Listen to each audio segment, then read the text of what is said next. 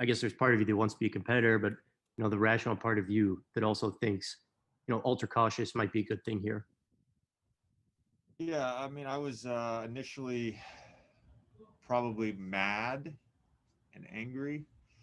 I was looking forward to playing a basketball game.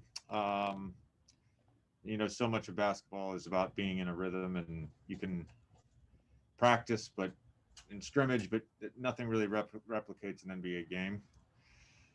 And I said this in the pod, but I'm grateful that I play in a league that values the safety of its players. So I understood that part to a degree.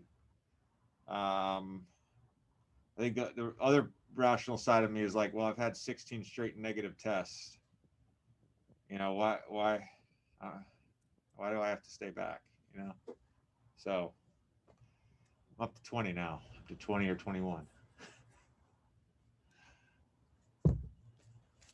Hey, JJ, this is Jim from Pelicans.com. Wanted to ask you about the move that you had last night where you kind of did like an in and out crossover, excuse me, and ended up with a layup. Eric Bledsoe probably jumped higher off the bench in his reaction to that play than he did in anything that he did throughout the game. What was your teammates' reaction to that move? And it just seemed like they were really excited to see that. Yeah, I've done that move a few times in games before. I don't think I did it last year, but I did it a few times in Philly. When the big is sort of expecting that pocket pass, and Jackson was sort of in the perfect place, and so if you kind of like spin it back to yourself, and a lot of times that pocket pass is off that one hand, so you spin it back to yourself, the big will kind of shift. But I don't think my teammates. I mean, I saw the reaction on the bench, and nobody really said anything to me. Hi, JJ. This is Ali Kosel with the Bird Rights. Based on how many preseasons you've gone through, how prepared do you feel yourself and the team for the upcoming regular season? Based on a short training camp and all that.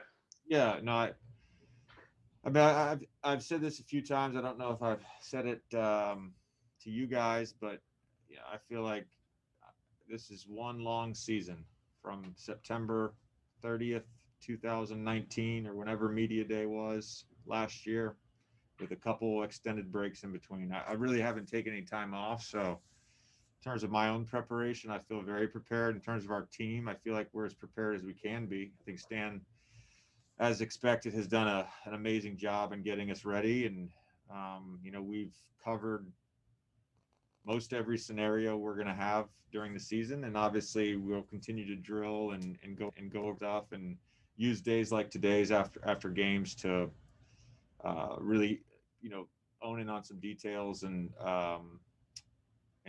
continue sort of the minute X's and O's, end of game situations, what to do if we get pressed when we're up at the end of the game, how are we handling throw blockouts, so there's the big picture stuff, how we want to play, our defensive concepts, and then there's all those scenarios that you go through the course of the season that we'll continue to master. Hey, Christian Clark here again. Stan, I think thought there was some improvement on the defensive end that could have been had last night. Just what were the things you guys worked on cleaning up on defense today?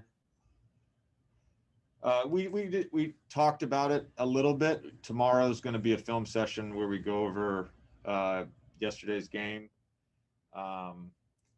We have to be better with protecting the paint and fouling for sure. Even with like Middleton, he made some tough jumpers, but we can't allow the amount of paint points we did.